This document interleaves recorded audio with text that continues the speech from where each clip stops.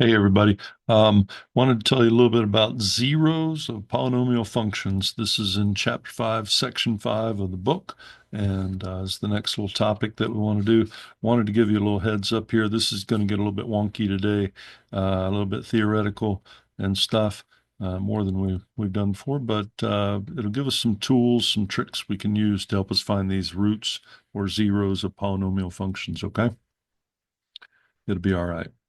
Right here, I want you to think about these numbers real quick with if you have a multiplication problem, if you take the number 15, then it has uh, several ways we could factorize it, but 3 and 5 would certainly be one way, right? And 3 is a factor of 15, 5 is also a factor of 15. If I take the number 23, that does not divide evenly by 3. 3 is not a factor. 7 is not a factor of 23. But I could have a factor times a factor with a remainder. And we talked about remainders in the last chapter. So this should look kind of, or last section. So this is kind of familiar right there. That one has a remainder in it right there. And we're going to talk about something called the division algorithm, which states that a polynomial f of x and a non-zero polynomial divisor d of x, where the degree of d of x is less than or equal to the degree of f of x, there exist unique polynomials q and r such that right there you can see that what they've done is you're taking one thing, you're multiplying it by a second thing, and then there may or may not be a remainder back there. So it works with numbers like we just saw, right? 23 is 3 times 7 if you add the remainder and add 2 there. Um, Q of x is the quotient, R of x is the remainder. The remainder is either equal to 0 or has degree strictly less than d of x. And if R of x equals 0, then d of x divides evenly into f of x. I got a couple examples up here, not with numbers. Remember when we took the numbers and it divided evenly, and we said 3 was a factor and 5 was a factor.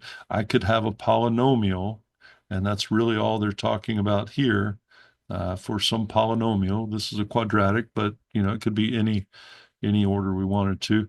Um, does it completely factor, or do I have to have a remainder on there to make it work? So like here, for example, x squared minus 2x minus 8 factors perfectly as x plus 2 times x minus 4. So it does have two factors. You could FOIL that back and get back to the original thing. This guy, though, does not, but I could write it as a um, some function d of x times some other function q of x, as long as I remember to put that remainder on there, and then that would work. Here you could see that we've got the same thing, x plus 2x minus 4. So that's going to give us the x squared minus 2x minus 8 that we had up here. And then when I add 1, that remainder there, that'll take it up to minus 7. So, which is what we started with right there. Um, Things will factor, and if there is a zero remainder, then that means that it divides it evenly, and it is a factor of that polynomial. If if I read it this way and there's a remainder, then it doesn't go in there all the way, and that's all that's trying to say. Here is another one called the remainder theorem. If a polynomial f of x is divided by x minus k, then the remainder is the value f of k. The remainder, when you do this division, is the value of the function at that point. Now, I don't know, this seems like the hard way to do things. If you want to evaluate the function at k, why not just plug the number in? They've done that here. They said, well, what if I took 2 and I plugged 2 into the function f as they show it here? And they go through and do the steps of that. There's a 2, 6 times 2 to the fourth minus 2 cube minus 15 times whatever the value is, 2 times squared plus 2. So they put it in there. The answer that we're getting is 25. What they're saying here with the remainder theorem is that you can sneak up on that 25 by doing the synthetic division. The long division would also work, but they favor the synthetic division here, just as I favor long division, but whatever, whichever way you want to do it. If you did the synthetic division, or again, long division, that remainder right there will be the will be the value of the function at the number that you synthetically divided by. Okay. So that's another way to do it. I'm not sure why you would do it that way, but it works. It's kind of neat to think about how math works. And, some people can drive a car and some people can fix a car and some people can build a car. And, what do you want your relationship with cars to be? How much math do you need to know here and want to know? And I think it's kind of neat to know how it works. And this is kind of getting down there, at least fixing the car. And then there are people that, you know, not only fix a car, fix math, know how to do it, but they can also build new math. And that's kind of neat too. Still going on. Right here, I've got something called the factor theorem. According to the factor theorem, k is a zero of f of x if and only if x minus k is a factor of f of x. That's a fancy way to say that if there's no remainder, then you got yourself a factor. And I'll put it here, x minus k, the same way they did, is a factor. Okay. We've kind of talked about that before. Here you have a polynomial 2x cubed minus 3x squared plus 4x plus 5. We're trying to break that down and say, well, will x plus 2 go into that?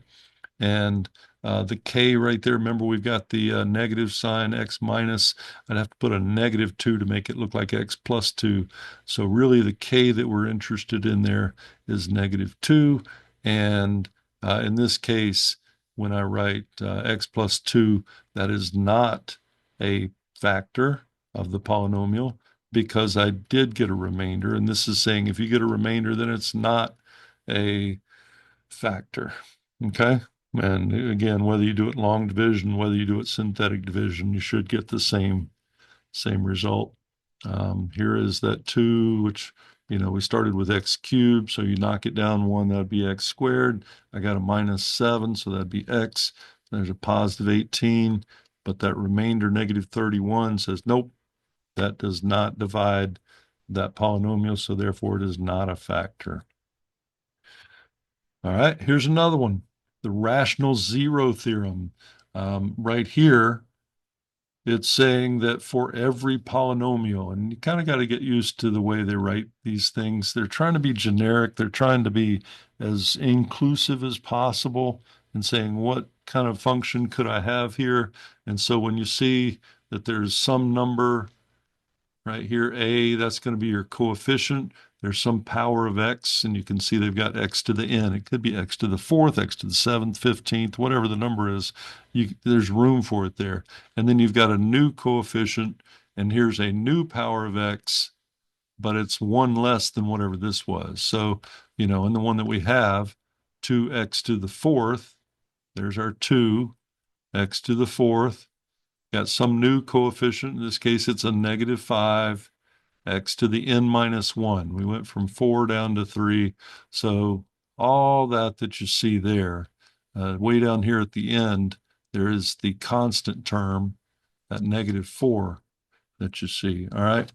But basically what they're saying here with the rational zero theorem is that if you take this thing P over Q, where P is the factors, one of the factors of the constant term, and Q is a factor of the leading term. All right.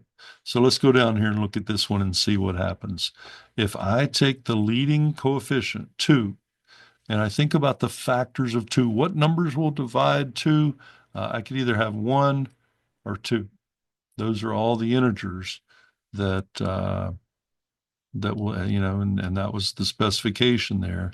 This math language is very tight, it's very terse, very compact. And it's very generic because they want to say this is how it works for everything that's a polynomial if you have integer coefficients. And so it's all spelled out there. It looks a little bit funny, but that's the way this stuff gets written up. I want to look at that leading coefficient, the 2. Think about all the factors of it. It's divisible by 1, it's divisible by 2. I grab this back one here, and the numbers that will divide into 4 would be 1, 2, and 4. Right? I got to have 1 times 4, and I got to have 2 times 2. So those are all of the factors of the leading coefficient and the constant like you have. And what they're saying down here is that when you want to find the possible rational zeros, all you got to do is take P over Q. And again, P was the factors of the constant term. Okay. These are my possible values of P, 1, 2, and 4. And Q is are the factors of the leading coefficient. So these are my Q values. I need to take the factors of the last one and divide by the factors of the first one. You can see what they've done here. If I take this one and this one, P over Q, I'm going to make a list of the possibilities here. I could have 1 over 1, or I could take this one and the other one. That would be a 1 over 2. And equals isn't right here. I should put an or. Okay, so that's all the possibilities. Oh, I guess I should take a 1 over 4 too. I'm sorry. Yeah, I was going from here to there. All right, either way. But let's move on to 2 then. And I could take the one of these over both of those. So I could either have, if I take that first one, that'd be a 1 over 1. I've actually already got that one. I could have a 1 over 2. I think I mixed myself up here, but I should have, whatever. I want to put these numbers on the bottom. I want to put these numbers on the top. So I could have 1 over 1. I could have 1 over 2. We got those. All right. Let's move on to the next one here. This is what I should have checked right there. I could have 2 over 1. I could have 2 over 2. And that's all the possibilities with that one. Next, I want to put this one on top and one of these on the bottom. So I could either have 4 over 1 or 4 over 2. Those are all the possibilities. There's some duplication in there. We're not interested in the duplication. But I've definitely got 1 over 1, which would give me a 1. I'm interested in the positive and the negative possibility of that. Okay. Right here, I have 1/2. So that's one of the possible rational zeros. Again, positive and negative. We're not trying to say anything about sign. So I've got this one and this one. We already did that one. 2 over 1 would just be a 2. So I got a plus minus 2. That would take care of this one. Also takes care of 4 over 2 because that would be a 2 as well. Here's a 2 over 2. We did that one. Lastly, right there, 4 over 1 could be a 4. And again, we'd like the positive, negative possible there. These are all the possible rational zeros. I don't need to go try x minus 8 because it's not in my list. You see how this shortens down the possibilities of things that I'm having to do? If I'm looking, trying to factor this thing down, unless there's something I can pull out of every term, unless I can break it, and factor it by grouping, unless I can do a quadratic formula, unless I can do something else, then I'm going to get stuck doing long division. 2x to the fourth minus 5x cubed plus x squared minus 4. Excuse me. And I don't know what to try, but these are the things that I should try. I could come in here and say, I got -1. Let's see if that works, x minus 1. And I do the long division or the synthetic division. And if that doesn't give me a remainder, when I get down here to the bottom and the remainder is 0, then I go, oh, I got 1, right? That's one of the factors. And that breaks it down into a smaller piece. And then I'd have, we're just pretending this one works. I don't know if it does here. And there would be something else here, 2x cubed minus 2x. I'm making all this up, okay? Plus x minus 8, something like that, right? But I'm one step down, and then I can start over with that x cubed part. and I can try to break that down and just trying to factor this thing until I get all the possible factors out of it and thereby the roots. So that's a possibility. You can make this little list and say, these are the only numbers I need to divide by because those are the only possible ones. It shortens your workload a little bit. The fundamental theorem of algebra says that if you have a polynomial called f of x, any polynomial that you can think of, and we've seen a bunch of them, so we know what those look like. If the degree is greater than zero, well, how would it not be? Well, you could have inverse functions, you could have, uh, whatever. But we're talking about where, you've got something like x cubed minus 2x plus 4, something like that. Okay. That is a polynomial. The degree is 3, so therefore it's greater than 0. And what they're saying is that f of x, this function, has at least one complex 0. And, we did back when we were doing quadratics, if we took, some quadratic that looked like this, and we said, well, here's a 0 and there's a 0. Well, that has, the form of this would be x squared. I don't know, making this up, 2x minus 8, something like that, right? And we set it equal to 0 and we factored it and we found the roots. Well, the roots on that would be um, here when I factored, I'd have an x plus 4, x minus 2. And so my roots would be x equals negative 4 and x equals positive 2. Okay, so right here is 1, x equals negative 4. Right here's 1, x equals 2. And we found them. And you said, well, I've got my two roots. I was looking for two roots, right? Where's the complex number? 2 is a complex number, right? Um, I could rewrite that as 2 plus 0i if I wanted to, and thereby it would be a complex number. All of the real numbers, when I think about the set of real numbers, then if I put an imaginary part with that, then I get a complex number. And that's not an egg frying in your pan in the morning. That is a set of real numbers, and the complex numbers contains all of those. So here I might have 2, and here I would write it as 2 plus 0i, which is exactly the same thing, but 2 is a complex number in that case, right? So it's contained like that. We have the thing. So it's okay here. They're saying there's at least one complex 0. Well, yeah, we're expecting 2, right? So that's not a big surprise, but this kind of helps us see it. The fundamental theorem of algebra. You got to have roots for these things. They might be complex numbers with imaginary, might not, might be real numbers, but that's part of the complex number set, so it's okay. According to the linear factorization theorem, I told you we were going to get deep in the weeds today, right?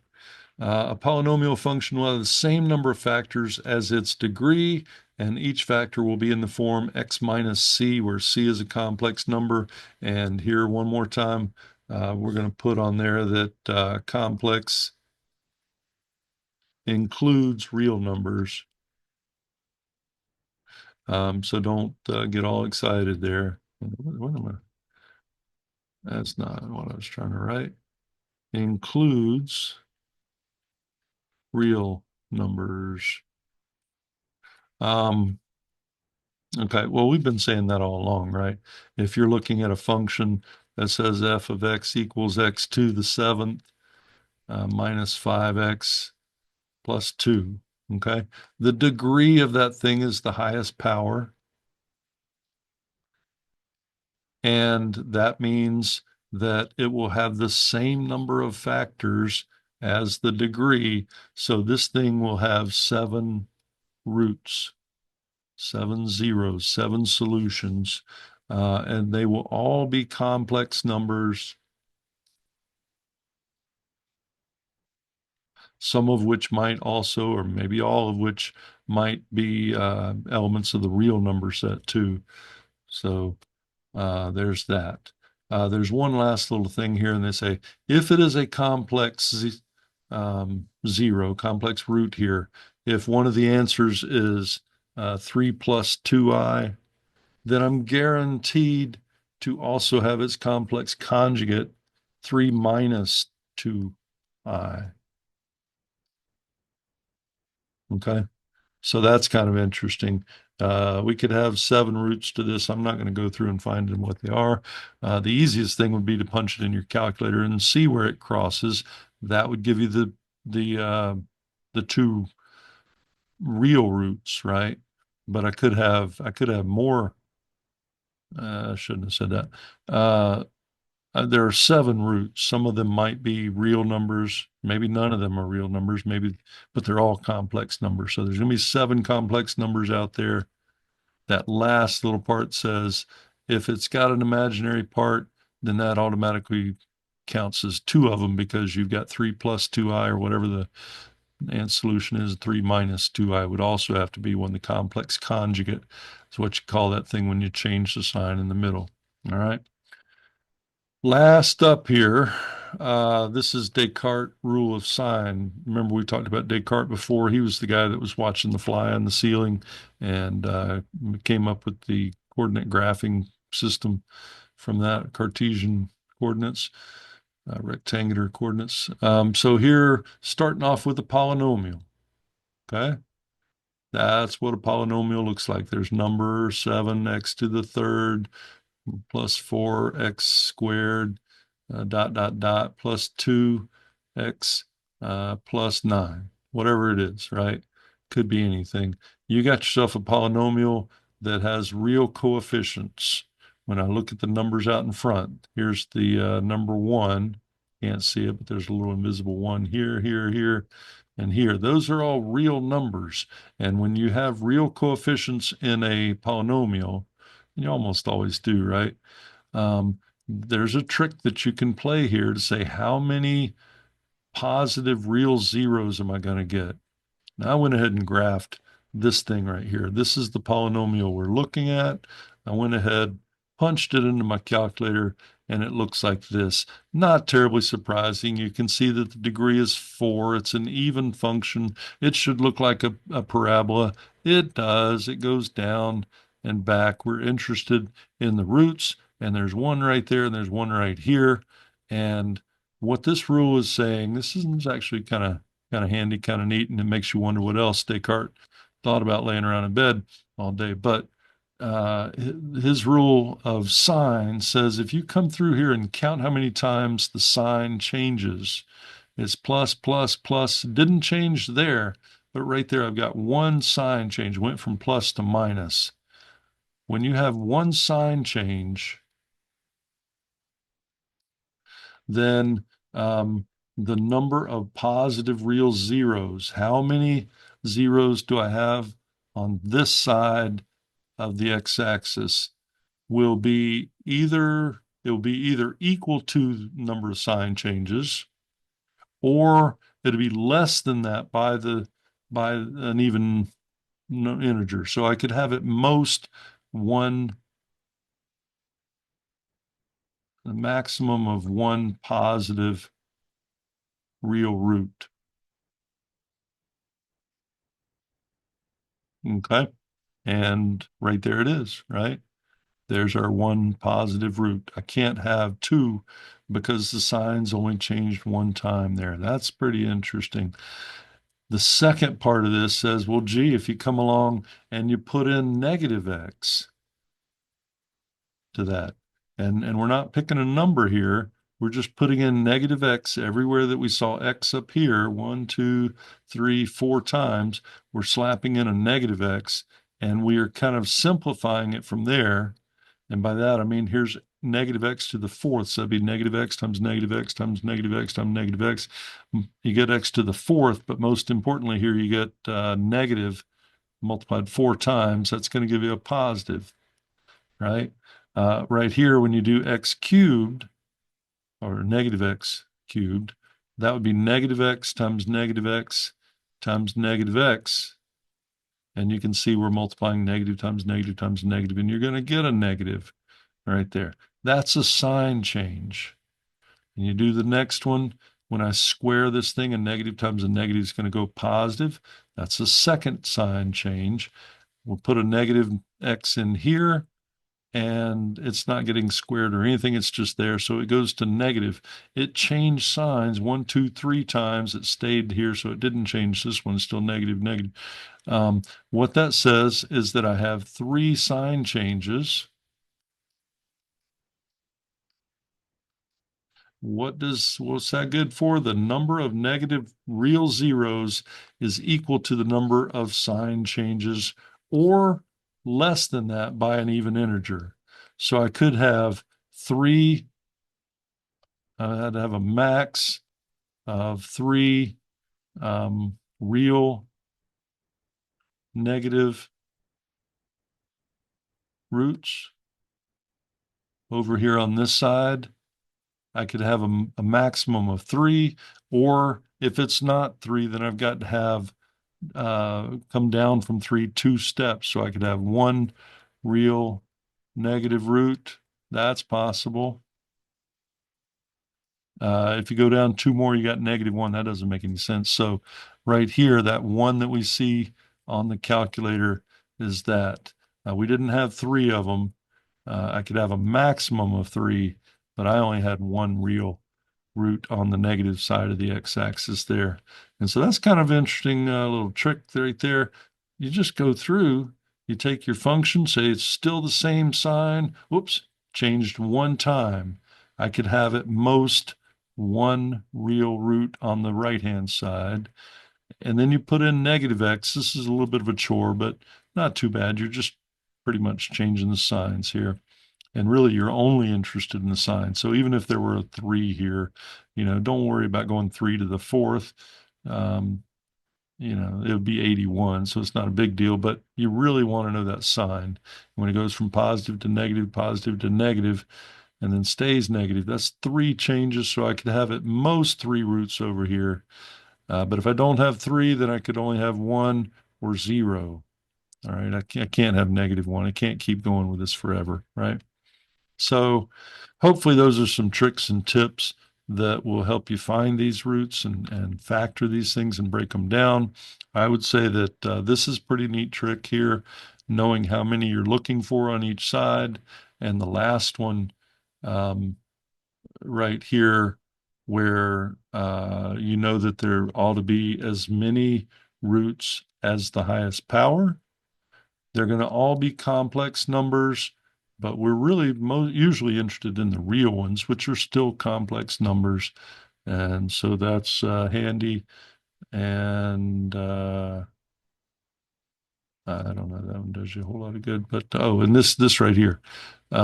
If you take this first number, think about all the factors, put those on the bottom, take the last number, put all the factors on the top, you will get a list of all the numbers that you should be considering as candidates for a factor of the, when you write x minus one, x plus one, x minus two, x plus two.